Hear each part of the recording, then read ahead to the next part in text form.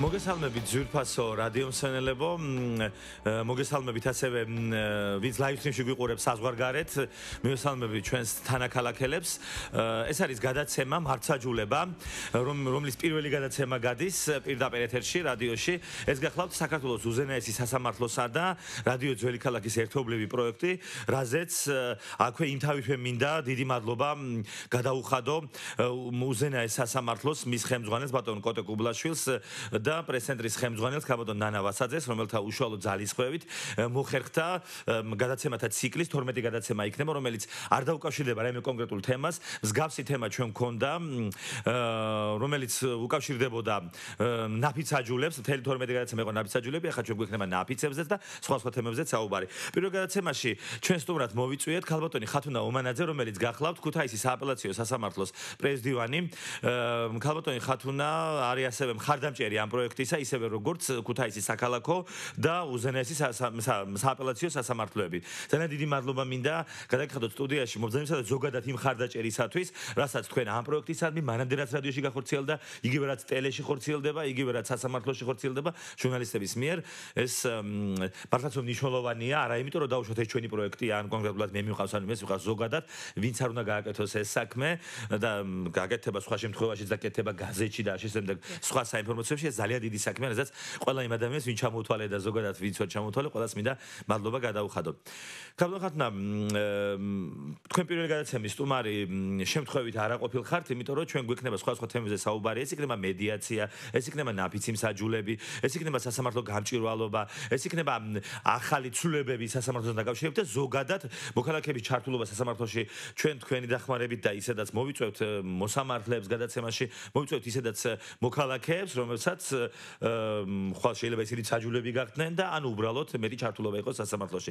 პირველი რაც მინდა გკითხოთ, მოდი ქალბატონ ხათუნა ვისაუბროთ იმ ახალ ცვლილებაზე, რომელიც პარლამენტმა პირველ და მეორე მოსმენით მიიღო, თუ არ ვცდები, მესამე მოსმენასაც ცვლილებები და სავარაუდოდ ის დამტკიცდება.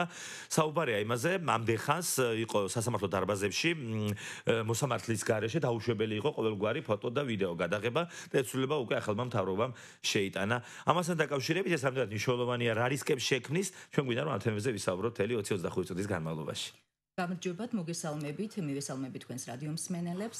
რა თქმა უნდა, მივესალმები ამ პროექტის გაგრძელებას, რამდენადაც გასულ წელსაც თქვენი პროექტის ფარგლებში შუქდებოდა ძალიან მნიშვნელოვანი და აქტუალური თემები, რაც გვეხმარებოდა, რა თქმა უნდა, სასამართლოს შესახებ საზოგადოების უკეთ ინფორმირებისათვის იმ საკანონმდებლო ცვლილებებთან დაკავშირებით, რომელიც სასამართლოს ეხება და საზოგადოების ინტერესებში შედის, რა თქმა უნდა, ყველაფერი ამის შესახებ სრულყოფილი ინფორმაციის მიღება.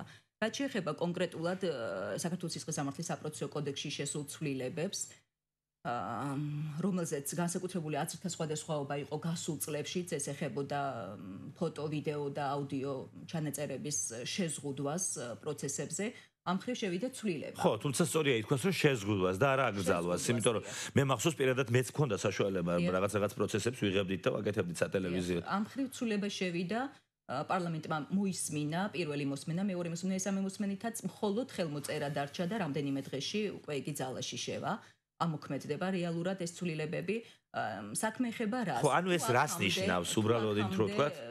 მასობრივი ინფორმაციის საშუალებები მოგმართავდნენ, აქამდეც იყო შემთხვევები, რა თქმა უნდა, ვიდეო ჩანაწერის გაკეთების, აუდიო ჩანაწერის აღების პროცესებიდან, მხოლოდ ასეთ შემთხვევაში ისინი მოგმართავდნენ პროცესის უშუალო წარმმართველ მოსამართლეს მიმართავდნენ მოთხოვნით, რომ დაეშვა ვიდეო გადაღება ან აუდიო ჩაწერა პროცესის. რამდენიმე დღით ადრე მიმართვის შემთხვევაში მოსამართლე განიხილავდა ამ მოთხოვნას, უმეტეს შემთხვევაში ხდებოდა დაკმაყოფილება. როგორც წესი ხდებოდა. როგორც წესი ხდებოდა თქვენ განსაკუთრებით, კი ბატონო, განსაკუთრებით თუ კი საზოგადოების მაღალი ინტერესი იყო პროცესი, იგივე თბილისშიც, არა მარტო ქუთაისში, იგივე თბილისშიც, მე მახსოვს, რომ უშვებდნენ კამერებს დარბაზში. ეს ეხებოდა ასევე გამომართლებელ განაჩენებს, გახმაურებულ საქმეებს ეხებოდა, თუმცა იყო რა თქმა უნდა, უარი შემთხვევებით სასამართლოს მხრიდან, ოღონდ ამ შემთხვევაში მოსამართლე იღებდა გადაწყვეტილებას, მისი მოტივირებული უარი ხდებოდა კი ბატონო. კონკრეტულ საკითხთან დაკავშირებით. და თავის დროზე როცა ამის შეზღუდვა მოხდა, მე თქვენთან ერთად ვიმყოფებოდი, მახსოვს იხილებოდა ეს ბათუმში, რამდენიმე წლის უკან, 1-5-6 წლის უკან. დიახ, ბათუმში იხილებოდა, მე მახსოვს როგორი შეტევა წამოვიდა ჟურნალისტებიდან. კარგად მე მეც ვიყავი მათ შორის იმ შემტევთა ჯგუფში და ძალიან ბევრი ისეთი ცნობილი ჟურნალისტები, რომლებიც ამბობდნენ, ეს არის მიუღებელი, ეს არის დემოკრატიის შეზღუდვა, ეს არის სიტყვის თავისუფლების შეზღუდვა, ეს მიუღებელია. მე მახსოვს მაშინ ბატონი კოტეკუბლაშვილი, ბატონი ზაზამეიშვილი და ექსპერტები და უფრო ხშირად ექსპერტები გვარწმუნებდნენ, რომ ეს ასე არ არის, არ ნიშნავს ეს სასამართლო დარბაზის დახურვას, იმიტომ რომ ნებისმიერ ჟურნალისტს, ნებისმიერ საქმეზე თუ ის საქმე ახლა არასრულწლოვანს არ ეხება და ზოგადად გაუპატიურებაზე როგორც ხდება ხოლმე, თუ აკრძალული არაა დასწრება, ნებისმიერ დროს შეგიძლიათ შეხვიდეთ, დაესწროთ, მოინიშნოთ, მერე გამოხვიდეთ სპიკერ მოსამართლე ჩაწეროთ, გადაიღოთ გარეთ, შეძორეთ ინტერვიუები, უბრალოდ ეს უკვე ნიშნავდა რომ დახურული არ იყო, ანუ შენ თვალით ხედავდი ამ ყველაფერს და მე მასალასაც აკეთებდი და ძალიან მნიშვნელოვანი იყო. უბრალოდ მაშინ იყო ერთი მიზეზი, რომ ძალიან ხშირად ჩვენი სასამართლოები იქცეოდა ხოლმე პოლიტიკურ შოუებად. და ამას აკეთებდნენ გარკვეული პოლიტიკოსები ხდებოდა შეჭრა, შეყვირება, ვიღაცის წაქცევა, მერე ამაზე პრესა, ვიღაც შეწუხება, დაჯარიმება, წამოყვირება და კამერასთან უფრო თამამი იყო და მე მახსოვს სხვადასხვა შეხვედრებს, როცა ეს ექსპერტები ჩვენ გვესაუბრებოდნენ, არ ყოფილა არც ერთი შემთხვევა სასამართლო დარბაზში, რომ რაიმე ყოფილიყო ან ხელი შეშლა, ან გაუგებრობა, იმიტომ რომ გინდა არ გინდა ეს პოლიტიკოსებიც იყენებენ ქულებად იწერდნენ ამაზე ნორმალური მოვლენა ალბათ. ნუ ზოგადად შეიძლება არა ნორმალურია, მაგრამ ჩვენ სინამდვილეში, როცა პოლიტიკოს დაუშვათ კამერების გამო აკეთებდა რაღაცებს და მე მახსოვს ამბობდნენ ეს ექსპერტები, როდესაც ეს კამერები აღარ დაუშვით დარბაზში იგივე საქმებზე, რომელსაც პოლიტიკოსები იკლავდნენ თავს, რაღაცეთი არ გამოჩენილაო. გამამართლებელიც დამდგარად არც მოუკითხიათ. ხო ის დაიჭირეს გამოუშვეს აღარ მოუკითხიათ უბრალოდ და ეს უშლიდა მართლმსაჯულებას. იყო პრინციპში ლოგიკა ხო ამ ყველაფერში? ამ ყველაფერში ლოგიკა იყო, რა თქმა უნდა, თუმცა სასამართლო მოახერხებს ამ შემთხვევაშიც, როცა კანონშეცვლილება შევიდა, წესრიგი დაიცვას. რა თქმა უნდა, ეჭვიც არ მეპარება. უკვე ამის ტრადიცია შეიქმნა, კარგი. ხო, რა თქმა უნდა, გარდა ამისა მედიაც ყველა ერთნაირად არ უდგება კონკრეტულად ამ თემას. მედიაში დღემდე იყო მოთხოვნა მაგალითად იმაზე, რომ ვიდეო გადახვევები ყოფილიყო დაშვებული და კონკრეტულად ეს ცვლილება, რომელიც შევიდა კანონში, ითვალისწინებს, რომ საზოგადოებრივ მაუწყებას, როგორც პრივილეგირებულს ამ შემთხვევაში, აქვს უფლებამოსილება გადაიღოს, შეუზღუდავად გადაიღოს რეალურად სასამართლოში მიმდინარე ნებისმიერი პროცესი. მხოლოდ არის გამონაკლისი შემთხვევა იმ შემთხვევაში, თუ სასამართლოში პროცესი იქნება მთლიანად ან ნაწილობრივ დახურული, ასეთ შემთხვევაში არ დაიშვება კამერა, თუმცა სასამართლო ვალდებული არის უზრუნველყოს ეს აუდიო და ვიდეო ჩანაწერი. ხო, მაგრამ ეს როცა დახურულია, მაგრამ ასეთივე შემთხვევაში მხარეები ვალდებული არიან ხელი მოაწერონ ხელწერილს აუდიო ვიდეო ჩანაწერის გაუმჟღავნებლობაზე. ესეც ჩადებული არის. ხო, მაგრამ როცა დახურულია პროცესი, კამერა კი არა, მე მგონი ისაც ადამიანებსაც არ დაასწრებენ, თუ როგორ არის ეს? მხარეები ესწრებიან. მხარეები, ანუ როგორც მე თავისუფალი ჟურნალისტი, როცა დახურული ისედაც ვერ ვესწრები. ხო, ეს თავისთავად ის ნორმალური მოვლენაა. და კიდევ მინდა გკითხოთ, ქალბატონო ხათუნა, ესეთი რაღაცა. თქვენთვის დაუშვათ როგორც პრესამსახურებისთვის ჯერჯერობით არ ახართ ბევრი თან საქართველოში სასამართლოს პრესამსახურები, თუმცა თუ გავითვალისწინებთ ხარისხს და არა რაოდენობას, სამხრეთ ნამდვილად ეიღბლა სასამართლოს და შეიძლება გუხერხულიც იყოს კომპლიმენტების კეთება ახლა ეთერში, მაგრამ ნამდვილად უნდა ვთქვა, იმიტომ რომ ამ ხრივ ჯერ პრეტენზია არ გამოთქმულა მედიიდან, არც ქუთაისში და არც თბილისში სხვათა შორის. თითქმის არ გამოთქმულა, მე არ გამიგია რომ რაიმე პრეტენზია ყოფილიყო, რომ პირიქით მე თქვენს გარეშეც მინდა გითხრათ, ძალიან ხშირად არის შეხვედრებზე არიან ჟურნალისტები და ვერ ვიწყებ ხოლმე მე, ამიტომ რომ მე მაინც სუბიექტური ვარ თქვენთან შეებასებაში და სასამართლო ურთიერთობაში, იმიტომ რომ რამდენიმე პროექტს ახორციელებ, თავისთავად ხდება ეს ურთიერთობა, მაგრამ მე ძალიან მიხარია, როცა იწყებენ ამას ჟურნალისტები, რომელსაც ადვილი არა მათთან ურთიერთობა, ამბობენ რომ ერთ-ერთი როცა ხდება აი დაიხურა შსსუ, დაიხურა პროკურატურა, დაიხურა, ყოველთვის ამბობენ რომ ჩვენ სასამართლოში თავისუფლად გვიწევს პრესენთან ერთად მუშაობა. აი რამდენად უკვე დატვირთული იქნება უფრო სპიკერ მოსამართლის როლი ამ ყველაფერში? ალბათ უფრო მეტად იქნება დატვირთული, თქვენ თვითონ ხართ იმის მოწმე, როცა კამერები აიკრძალა, კამერების დაშვება, თვითონ ტელევიზიიდანაც ნაკლები ინტერესი იყო კონკრეტულად პროცესების გაშუქებასთან დაკავშირებით. და თუ კი უფრო აქტიურად მოვლენ ტელევიზიები პროცესებზე, ნებისმიერ შემთხვევაში ისინი შემდეგ ითხოვენ განმარტებას კონკრეტულად მოსამართლის გადაწყვეტილებისა და ასეთ შემთხვევაში უფლებამოსილება განმარტების მიცემის აქვს სპიკერ მოსამართლე. ანუ ჩვეულებრივ მოსამართლე არ იძლევა თავისთავად ინტერვიუს. პოზიცია ჩანს მისივე მიღებულ გადაწყვეტილებაში, რომელიც არის დასაბუთებული. ასეთ შემთხვევაში ინფორმაციას გასცემს სპიკერ მოსამართლე, ვფიქრობთ, რომ საქმე და სამუშაო ამ მხრივ ნამდვილად მოიმატებს სპიკერ მოსამართლისთვის. და კიდევ მაინტერესებს ინტერვიუს ჩაწერა თუ დაუშვათ ხარეების თუ სურვილი ექნათ იგივე თქვა ადვოკატი როგორც წესი უფრო იძლევა ინტერვიუს უპრობლემოდ აი სასამართლოში ექნება ჩაწერის სულება თუ გარეთ უნდა გამოიყვანოს. არა უკვე ეს აღარ იქნება შეზღუდული რეალურად კანონში აღნიშნულია თუ აქამდე სასამართლოს ტერიტორიაზე საერთოდ იკრძალებოდა ფოტო და ვიდეო გადაღება მათ შორის კომენტარის გაკეთება მათ შეუძლიათ უკვე შეუზღუდავად აიღონ ფოტო და ვიდეო მასალა სასამართლოს ტერიტორიაზე როგორც ეზოში ასევე შენობაში რაც შეეხება პროცესს აქ არა მხოლოდ საზოგადოებრივ მაუწყებელზე არის გათვლილი საზოგადოებრივი მაუწყებელი უფლებამოსილია შეუზღუდავად აიღოს თუმცა სხვა საინფორმაციო საშუალებებს შეუძლიათ მიმართონ ასეთ შემთხვევაში მოსამართლეს და მათაც ყველა ვარიანტი უნდა მიმართონ ისა კამერებით დიახ მასობრივი ინფორმაციის სხვა საშუალებები მიმართავენ მოსამართლეს ასეთ შემთხვევაში უბრალოდ არ მიმართავს მხოლოდ საზოგადოებრივი მაუწყებელი დიახ საზოგადოებრივი მაუწყებელი დაავალდებულა კანონმა რომ გაავრცელოს სხვა საინფორმაციო საშუალებებზე ეს მასალა. ესე საზოგადოებრივ მაუწყებელსაც მეტი საქმე გაჩენია, იმიტომ რომ შეიძლება აქ იყოს ესეთი რაღაცაც, რომ დაუშვათ გადაიღოს საზოგადოებრივ მაუწყებელმა და მერე თუ კანონი ავალდებულებს დაუშვათ მიცეს კოლეგა ტელევიზიებს შეუძლიათ ხო ალბათ. ასე გამოდის ძალიან ხშირად მოუწევთ ალბათ მათ გადაღება. და ამ ხრივ უფრო მეტად აქვე აღნიშნავ რომ აუდიო ჩაწერებს რაც შეეხება, აქ კიდე ცალკე მუხლი არის კანონში შეტანილი. ანუ აუდიო ხო, გაზეთებზეც ვილაპარაკოთ ხო შეუძღუდავად შეუძლიათ რეალურად შეუძლიათ აი ზუსტად წაგიკითხავთ როგორ არის. დიახ, საინტერესო ხო რატომღაც დამავიწყდა და კარგია რომ გამახსენეთ, იმიტომ ჩვენ ახლა ისე გადავერთებთ თითქოს მარტო ტელევიზია ისა. ესე იგი, კანონში აღნიშნულია რომ სასამართლოს სხდომის დარბაზში ფოტო გადაღება, კინო, ვიდეო ჩაწერა და ეთერში გადაცემა სასამართლოს მიერ წინასწარ გამოყოფილი ადგილიდან უნდა მოხდეს. კი ბატონო, ანუ ესე ვერივლიან კამერები აქეთ და სწორიცა. ეხება აუდიო ჩანაწერის გაკეთებას სხდომის დარბაზში მყოფ ნებისმიერ პირს აქვს უფლება თავისი ადგილიდან განახორციელოს აუდიო ჩანაწერი. რა თქმა უნდა, ეს წინებს კანონი იმას, რომ ამ შემთხვევაში ხელი არ უნდა შეეშალოს სასამართლოს მიმდინარეობის, არ უნდა გამოიწვიოს ხმაური და რაიმე სხვა. ანუ სადაძი შეუძლია ჩაიწეროს თავისთავად, მაგრამ ვერ ივლის აქეთ იქეთ. როცა ფოტო და ვიდეო გადაღება ხდება სასამართლოს მიერ გამოყოფილი ადგილიდან. ხო, როგორც წესი, ალბათ თვალსაჩინოებისთვის რო იყოს, ისა მე მგონი აი როცა რიკულები არის, სადაც ხალხის სხედან, ვინც უყურებს, მისი ჭირისუფლებია თუ ისა რომ გადაზარებლებული თუ ბრალდებული ხარდამჭერები, ისა რაღაც კუთხეშია მგონი ერთი ადგილი. დიახ.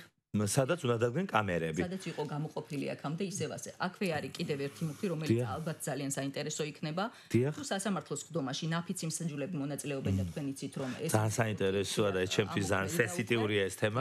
თუ ნაფიცი მსაჯულები მონაწილეობენ სხდომის ფოტო გადაღება, კინო, ვიდეო, აუდიო ჩაწერა და ეთერში გადაცემა უნდა განხორციელდეს ნაფიც მსაჯულთა გადაღების მათი ვინაობის, გარეგნული ნიშნების ან სხვა პერსონალური მონაცემების. ვაპირებდი ამის კითხვას, სხვა შორის, ქალბატონ ხათუნა, იმიტომ რომ ის ძალიან მნიშვნელოვანია, იმიტომ რომ ჩვენ თუ საუბრობთ, რომ ნაფიცი მსაჯულები ჯერ როგორ რუდუნებით უნდა შეირჩეს, ჯერ როგორ 100 კაცი და მერე იმასიდან, მერე თავის აცილები, თავის პროფესიული ნიშნით და ბოლო-ბოლო დადგება 14 კაცი, 2 სადად იყო და 12 ნაფიცი, რომლებმაც სანამ პროცესი არ დამთავრდება, ნუ ეხა ერთია რომ ჯერ არავინ საიდუმლოება არ უნდა გაიცეს და მაგრამ თან ადამიანების სახეზე არ უნდა მოიცნონ, თორე ეს გამოიწვევს, თუ კი გადაიღებ ნაფიც საჯულებს, მე უკვე ვიღაცა ამას ტელევიზიით რო უყურებს, პატარა ქალაქია, დიდ ქალაქშიც კი შეიძლება ვიღაცა მოძებნოს. ზეწოლა ხდება ასე ჩემს. ზეწოლა შეიძლება ცუდი გაგებით ზეწოლაც არ იყოს, თუმცა ამასაც უნდა, შეიძლება იყოს უბრალოდ მის ნათესა ვიღაც ახლობელი და ხო, რა თქმა უნდა, უთხრას რომ იცი მე ვიცნობ იმას და უშუალოდ დამნაშავე არაა დამნაშავე და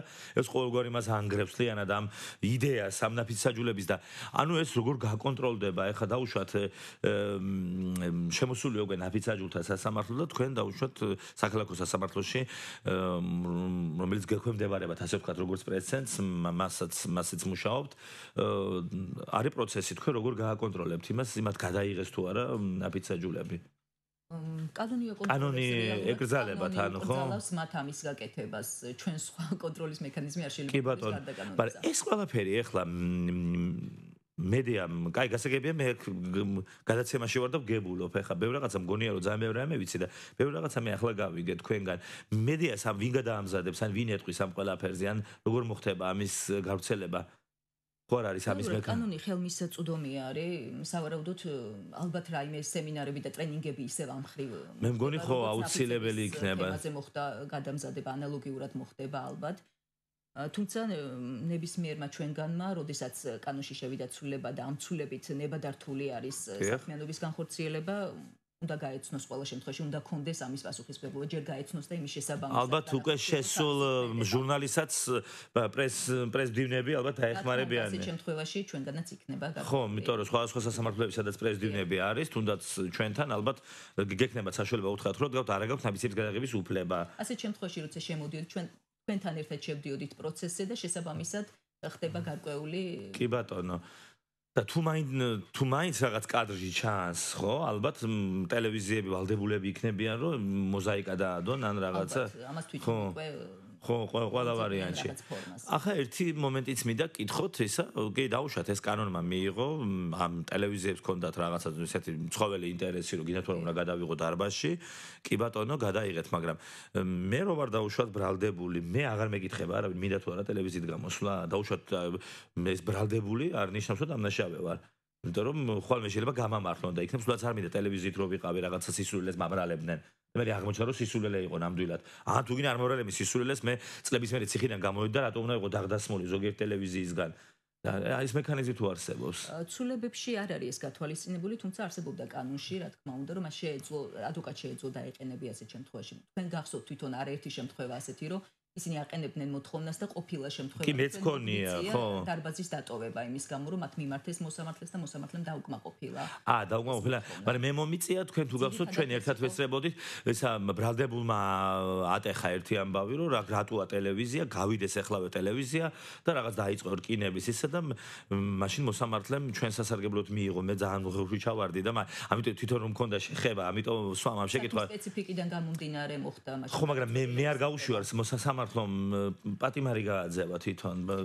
ხო, თქვენ გახსოვთ ალბათ ის ესწრებოდით იმ ხდომა. ამ შემთხვევაში წესრიგის დარღვევა იყო. ხო, და ესა უთხრა რომ ესა ხო, იმიტომ რომ აბრახუნებდა იმგეს და რაღაც გინემა დაგვიწყო იქედან და როგორც ახლა ჩვენ თქვენ აგუმართებს მეტი, თქვენ ჩვენზე მეტი კიდე ჟურნალისტიკის ძნესა თქვენ აგუმართებს და რა რაღაცა ლამის გისოზებზე გავიდა ეს კაცი და მაშინ მოსამართლე მე მეგონა რომ მოსამართლე ჩვენ გაგვიშვებდა და იმიტომ რომ ხმარ გაგვიშვებდა იმიტომ კი არა მე გავაფუჭეთ უბრალოდ იტყოდა რომ არსუს და მაშინ მოსამართლე მიიღო ეს მყისიერი გადაწყვეტილება რომ ბადრაკს მოუწოდა რომ სასწრაფოდ ისა რა ქვია ბრალდებულის გარეშე გაგრძელებული იყო სტომა და ეს საქმის სპეციფიკა ჯერ ერთი იმ შემთხვევაში ბრალდებულმა დაარღვია წესრიგი და ამიტომ გაიყვანეს დარბაზი. ხო, მაგრამ თუ უშლიდა პროცესის მიმდინარეობას. და რომ მოეთხოვა მას დაუშვათ ოფიციალურად არ არსებობდა რეალურად ამის კი ბატონო და დაუშვათ მის ადვოკატს რომ მოეთხოვა რომ დაუშვათ მას არ უნდა რაღაცა შეიძლება გაითვალისწინებია ხო სასამართლო ჩვენ ამ შემთხვევაში ისინი ითხოვდნენ ძირითადად პროცესის დახურვას. აი ესე იყო ლაპარაკი და თუ საქმის სპეციფიკა ამას არ ითვალისწინებდა შესაბამისად მოსამართლემ არ მიიღო ასეთი გადაწყვეტილება. ძალიან კარგი.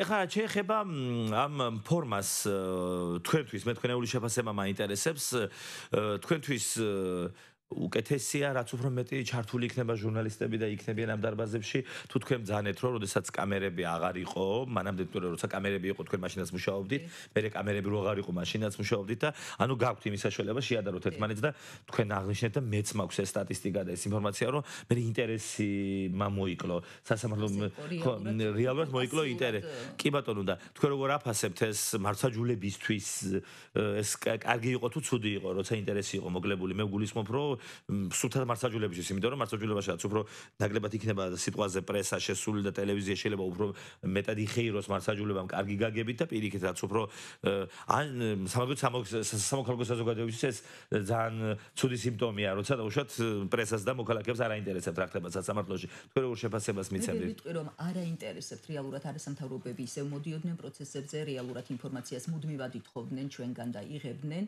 თუმცა მე აღნიშნევ რომ ნაკლებად მოდიოდნენ ტელევიზიები, რაც არ ეხებოდა გაზეთებს. ტელევიზიები ნაკლებად მოდიოდნენ იქედან გამომდინარე რომ იმ ეტაპზე როცა ფოტო და ვიდეო გადაღება იყო დაშვებული, იყო ძალიან ხმაურიანი პროცესები, ალბათ ეს უფრო თბილისის საქალაქო სასამართლოსაც ეხება, გახსოვთ ის პერიოდი, რა პერიოდი იყო. იქ იყო პოლიტიკოსების სერიოზული აქტიურობა, ხმაურიანი პროცესები და იქ უფრო სხვა მიმართულებით მიდიოდა ასეთი პროცესები, ასეთი პროცესი იყო, დიახ. და რეალურად სხვა მიმართულებას იღებდა ყოველთვის ამ პროცესების მიმდინარეობისას. ვთვლი რომ ეს ეტაპი რაღაც დონეზე უკვე გავიარეთ. საზოგადოებაც გაიარა, მე მგონია. საზოგადოებაც გაიარა, მე მიმაჩნია რომ არანაირი პრობლემას ეს მართლმსაჯულებაში არ შექმნის. ხო, კი, და მე მგონი ის წესრიგი მე მაინც ვფიქრობ, რომელიც ამდენ არსებობდა. ხო, ის რაღაც ინერციით შემდეგ აუცილებლად თავის იმას გამოიღებს, უკვე აღარ დაუშვებს არეულებას. ხო, რა ჩვენ არ ველოდებით რომ რაიმე ანალოგიურად გაგრძელდება. ხო, არა, გამორიცხულია, იმიტომ რომ მე მახსოვს უფრო ქუთაისში იმდენად არა. იყო, მაგრამ ხო უხერხულია უბრალოდ თქვა, რომ რაღაც განმარა ხო ზუგდიდში მე მახსოვს პირადად ვესწრებოდის, სკამებს ესროდნენ მოსამართლე და ხალხი ერთმანეთს. ხო, რაღაცა იყო ეს პერიოდიც, მე ხო უფრო ადრინდელი მას გულისხმობ. ისა 90-იანს და საქმეები ჩვენთან შემოდიოდა, მე როგორც ასე გადმოყვებოდა ხოლმე. კი ბატონო, ხო. ხო, ნუ ალბათ არანაირი პრობლემა, ალბათ კი არა არანაირი პრობლემა არ იქნება მარსაჯულების განხორციელების, ასეთ შემთხვევაში კანონშიც არის საკმარისად ყველაფერი გაწერილი. ჩვენ არ შეგვექნება პრობლემა მუშაობის და არც თქვენ არანაირად პრობლემა ინფორმაციის მიღების, უბრალოდ ვთვლი რომ ეს ეტაპი რაღაც გავლილი არის და ყველაფერი წავა ძალიან რაფინირებულად ნორმალურ ჩარჩოებში. და რა შეეხება გაზეთებს, ჩვენ მაშინ ძალიან ცოტა დრო დავუთმეთ გაზეთებს და კარგია რომ გამახსენეთ, იმიტომ რომ მე თითქმის მრავალი წელია და როცა სამართლოა შეხება მაქვს უტელეთი მქონდა შეხება და ჩვენ გვავიწყდება ჩვენ არა უბრალოდ მე და მავიწყდა რომ გაზეთებისთვის ძალიან მნიშვნელოვანია ეს ხელმისაწვდომობა. რამდენად აქვთ გაზეთებს დაუშვათ იმის საშუალება არქივით ისარგებლოთ, ძველი საქმეებით ისარგებლოთ. რამდენად ღია ეს თქვენი არქივი ზოგადად? ხომ როცა წერალი ჟურნალისტი მაინც ახლა ჩვენ რა ტელეთი ვიღებთ დიდი 2 წუთი ხო იქ საკმარისია გვაქვს მხარე და ყველა ვარიანტში გვყავს ადვოკატი ყველა ვარიანტში გვყავს სპიკერი გვაქვს ტექსტი მქონდა მწირი კადრები და რაღაცა აი 2 წუთში მეც ვერაფერს და ნუ შეიძლება თუ კი ისე იცი ბექგრაუნდი რაიმე თქვა რამდენიმე სიტყვით და ეს სააგენტოებიც იღებენ ხოლმე ამ ბექგრაუნდებს ბოლოში დებენ მაგრამ როცა გაზეთზე მუშაობს ადამიანი ის ითხოვს უამრავ რაღაცებს იმათ კიცებულებებიც აინტერესებს მას აქ ამის ბუბუნება და უშოთ არქივით ისარგებლოს როგორ ხდება ესეთი თანამშრომლობა თქვენთან გაჩნია რამდენი წლის წინანდელ საქმეს ითხოვს ანუ როგორია ეს არქივი ანუ არის საქმეები ბოლო წლები ჩვენთან ინახება რა თქმა უნდა და არანაირი პრობლემა მიმართა ანუ რომელ წლამდე ბოლო 2-3 წელი მაგალითად პრობლემა არ არის რომ მოიძებნოს ბოლო 2-3 წელი მაგრამ ძველი საქმეები ასეთ შემთხვევაში ჩვენ ვაძლევთ გადამისამართებას თუ ჩვენ მოგმართავენ არ უმეტეს შემთხვევაში იციან რომ არის თბილისში სასამართლოების არქივი სადაც ინახება მიმართავენ ალბათ იგივე წელი ანუ თქვენი პროცესები 2-3 წელიწად მერე უკვე თბილისში გადადის ჩვენ შემთხვევაში თუ კი გასაჩივრება ხდება ეს გადავიდა უზენაეს სასამართლოში ხო ეს თავისთავად მაგრამ თქვენთან დასრულებული დაუშვათ საქმეები შემდეგ არქივში ინახება და ეს არქივი არსებობს რამდენი წელი შეიძლება არსებობდეს სასამართლოში არსებობს თბილისში არქივი რომელსაც მიმართავენ იყო რაღაც გონი 19 საუკუნის თუ მე-20 საუკუნის დასაწყისის ამაზეც კი იყო არა საინტერესო დღის წინ ახლა შეუძლებელია თქვენთან იყო მიმართა საქალაქო სასამართლოს ეხებოდა დიახ ხო მაგრამ ყველა ვარიანტში იქნება ეს დაცული ხო იმედია რომ დაცული იყო ეს ძალიან ძველი საქმე იყო რომელზეც კონკრეტულ მოსამართლესთან დაკავშირებით მოითხოვა ანუ რომელიღაც პოლონეთის პრეზიდენტის მამასთან დაკავშირებით მოითხოვა ინფორმაციას იყო მე-20 საუკუნის დასაწყისის რა საინტერესო საქალაქოს ესეთი მგონი პოლონეთის დელეგაცია იყო ჩამოსული და ეძებენ რაღაც პოლონელი მხატვარისა დაიბადა ერთი ბალახვანში კიდე ძალიან ცნობილი ვერ ვიხსენებ სამწუხაროდ გვარს და ერთ-ერთი პრეზიდენტის მამა იყო მგონი ქუთაისთან შეხებაში და შეიძლება პირველი პოლონეთის პირველი პრეზიდენტი ხო რა საინტერესოა ვიცი ამაზე ეძებდნენ ჩვენ ჟურნალისტურადაც და ეს პროცესი როგორ გაგრძელდა ანუ ჩვენ რომ მოგთხოვეს ჩვენთან მსგავსი ინფორმაცია არ არსებობდა რა თქმა უნდა ჩვენ დავუკავშირდით საქალაქოს და ინფორმაციის დონეზეც არ იცოდნენ არქივში მოიძებნდნენ ამ 2-3 წლის საქმესთან დაკავშირებით თავის წვდომა თქვენთან მიმართავენ კანცელარიას და კანცელარია ასეთ შემთხვევაში შესაბამისად დაუკმაყოფილებს არანაირი პრობლემა ძველ საქმეს დასრულებულ საქმესთან დაკავშირებით რა პრობლემა უნდა არსებობდეს და მით უმეტეს და თუ ის დახურული იყო თავის დროზე გადაწყვეტილება რომ დადგა გადაწყვეტილება არც ერთ ვარიანტში არ შეიძლება იყოს დახურული დიახ მართალი ხართ ხო შეიძლება სხდომა იყოს დახურული მაგრამ გადაწყვეტილება ყველა ვარიანტში არასრულავანზეც რო იყოს არის მაინც საჯარო ხო მაგრამ ნუ აი დაუშვათ იმ დეტალებს და შეიძლება არ მიცენ ხო მარტო გადაწყვეტილებას მიცენ მის შემთხვევაში გადაწყვეტილებაში არის სამოტივაციო ნაწილი და აღწერილობითი ნაწილი იმ აღწერილობით ნაწილში შედის ყველა ის დეტალი რაც ახასიათებს დანაშაულის მიმდინარეობას ასეთ შემთხვევაში ანუ ყველაფერი აღწერილია ის რაც პროცესში შეიძლება დახურული პროცესი იყო ვერ მოისმინო გადაწყვეტილებაში აღწერილი იქნება თუმცა გააჩნია საქმეს როცა გადაწყვეტილებებს გავცანდით ხდება ხოლმე დაშტრიხვა ანუ სახელის და გვარის ეს ახალ გადაწყვეტილებებს ეხება შეიძლება მოგმართოთ და იყოს საქმის სპეციფიკიდან გამომდინარე ჩვენ სახელი და გვარი დაშტრიხული ფორმით მოგაწოდოთ კი ბატონო, ხო, ეგ ვიცი. ძალიან კარგი. აქვე მინდა კითხოთ რისკებთან დაკავშირებით, იმიტომ რომ ყველა ახალ ან რაღაც ცვლილებას თავის რაღაც რისკებიც აქვს, ხო? რა რისკები შეიძლება ქონდეს კამერების დაშვებას სტომათა დარბაზებში თქვენი აზრით? აი და შეიძლება გაითვალოს ისე, რომ არ აღმოჩნდეთ ამისათვის მზად. პირველ რიგში რაც უნდა გავითვალისწინოთ, ასეთ შემთხვევაში ალბათ ის უნდა გავითვალისწინოთ, რომ ინფორმაციას, ფოტო და ვიდეო გადაღების და ამ მასალის მიწოდების შესახებ მოთხოვნას ვერ დააფიქსირებენ ტელევიზიები პირველ ინსტანტში, ანუ სანამ სააკმარისი აღჭურვა არ მოხდება სასამართლოების ეს ჩადებული არის კანონში. აღჭურვა რას ნიშნავს? ანუ ვიდეო აპარატურით აღჭურვა უნდა მოხდეს სასამართლოების სპეციალურად იმისთვის, რომ მათ შეძლონ შემდეგ მოიცესენ თავის კამერით არ შემოვლენ? დიახ, მაგრამ ჩვენ შემთხვევაშიც ჩვენ უნდა უზრუნველყოთ ამ მასალების გადაღება, ხო? შეიძლება მხარეებმა მოითხოვონ და ასეთ შემთხვევაში ჩვენ უნდა ვიყოთ ამისთვის მზად. ანუ პირველი იმისამდე რეალურად ამის ხო, ჩვენ სასამართლოში არ არის, ესა მგონია, ხო? არის, მაგრამ უკეთესი აღჭურვა უნდა მოხდეს. აჰა, ხელახალი აღჭურვა უნდა მოხდეს, ხო? უნდა მოხდეს აღჭურვა, დიახ. და ასეთ შემთხვევაში როცა აღჭურვილი იქნება, შეუფერხებლად მოხდება გადაღება და მიცემა მასალის. ამას ითვალისწინებს კანონი. რაც შეეხება რისკებს, სხვა რისკები შეიძლება იყოს გარდა იმისა, რომ არ დაირღვეს წესრიგი პროცესზე. ასეთ შემთხვევაში არის სპეციალური პირები, ვინც იცავენ სასამართლო პროცესზე წესრიგს და იმ შემთხვევაშიც თუ კამერები არ ეხება, ასეთი რისკი სულ შეიძლება არსებობდეს რისკი, რომ რომელიმე მხარემ დაარღვიოს წესრიგს. სხვა რისკს მე პირადად ვერ ვხედავ რანაირად. და ეს ანუ თქვენ დაუშვათ შეიძლება კამერის გარეშეც მოვიდეს ტელევიზია და ჩანაწერი მოითხოვოს და თქვენ შეგიძლიათ მიცეთ, ხო? მაშინ უფრო გაუადვილდებათ ის კამერებს უშო, მაგრამ ნუ მაინც ალბათ ბუნებრივია, ყველას თავისი ოპერატორი სხვა რაკურსით იღებს, რაღაცა სხვა სიღებს ისე. ხო, კი ბატონო, უფრო ექნება კამერით ურჩევნიათ მუშაობა, დიახ. რა თქმა უნდა. თუმცა ამ შემთხვევაში რა კი გამოყოფილი ადგილიდან ხდება გადაღება, ზედმეტი მოძრაობის საშუალება მათ ისედაც არ ექნებათ. კი ბატონო, საინტერესოა ძალიან ეს ქუთაისის მასალები ყოველთვის და ქუთაის საკმაოდ აქტიურია მედია ქუთაისში. თქვენც თავად ამ მედიის ოჯახი დამზადებით, ასე ვთქვათ, და მეც და ჩვენ კარგად ვიცით, როგორი სოციალურად აქტიური წარმომადგენლები ყავს მეოთხე ხელისუფლებას, ასე ვთქვათ, ქუთაისში. ხო, ტრადიციულად. და ამასთანავე თქვენ სააპელაციო სასამართლოს პრეზიდენტი ხართ, პრაქტიკულად ნახევარი საქართველოს ხო, რომელიც დასავლეთში აქ არის იმერეთი, რაჭა-ლეჩხუმი, ქვემო სვანეთ, გურია, სამეგრელო, აჭარა. საკმაოდ დიდია. საკმაოდ დიდია და თავის დროზე ვიდრე იურისდიქცია ვრცელდებოდა კოდორის ხეობაც, მახსოვს რომ რაღაც კოდორის პროცესებიც იმართებოდა. ხო, როგორც აფხაზეთის, ასე ვთქვათ. მაინტერესებს თუ არის დაინტერესება, ან ეს გადაწყვეტილება, თუ კი დაუშვათ უფრო ჩართავს იგივე გურულ, აჭარელ და მეგრელ კოლეგებს დაუშვათ ამ ყველაფერში. ან თუ იყო მანამდე თუ მოგმართავდნენ ესენი, იმიტომ რომ პრაქტიკულად ამათი საქმეებიცაა ხო ამ ქალაქების. როგორც ესე. ძირითადად სხვა რეგიონებიდან მოგმართავდნენ უშუალოდ ინფორმაციის მიღება, როცა აინტერესებდათ სასამართლოდან, თავისი რეგიონული სასამართლოდან. იყო მაგალითად, რომ თქვათ რომელიმე რაიონულ სასამართლოს, საქალაქო სასამართლოს არ ყავდა პრეზიდენტი და კონკრეტული ინფორმაციის მიღება.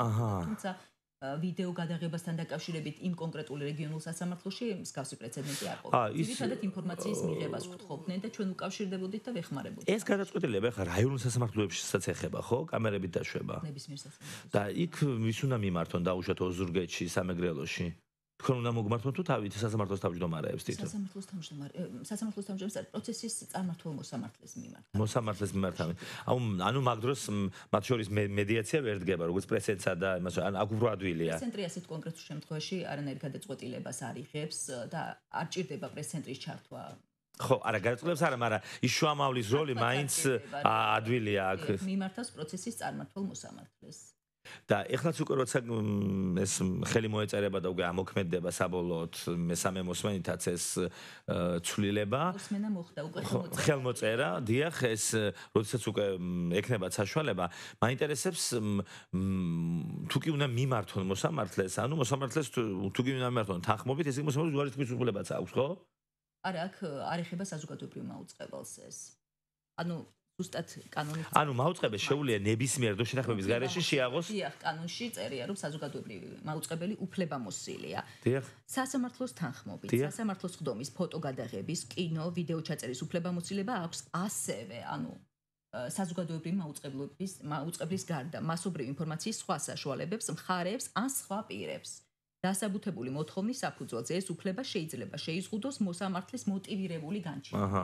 ანუ ეს იგივე არის ფაქტიურად რაც აქამდე ხდებოდა, თუ კი შეზღუდავს ამ შემთხვევაში მოსამართლეს უნდა კონდეს ყველა შემთხვევაში მოტივირებული დასაბუთებული გადაწყვეტილება რატომ და მე თუ ჩამწერი მაქვს დავუშვათ ჩვენი რადიოს კორესპონდენტი რო წამოვიდეს და ისა ესეც უნდა არის ვიცი რომ შეუძლია არ შევიდა. ანუ შეუძლია ისა არ შეათანხმოს. ჩანაწერის აქ გათვალისწინებულია რომ ოღონდ შეუძლია არ უნდა შეუშალოს ხელი და ჩართოს სადაც ის იქედან. ანუ შეთანხმება არ ჭირდება.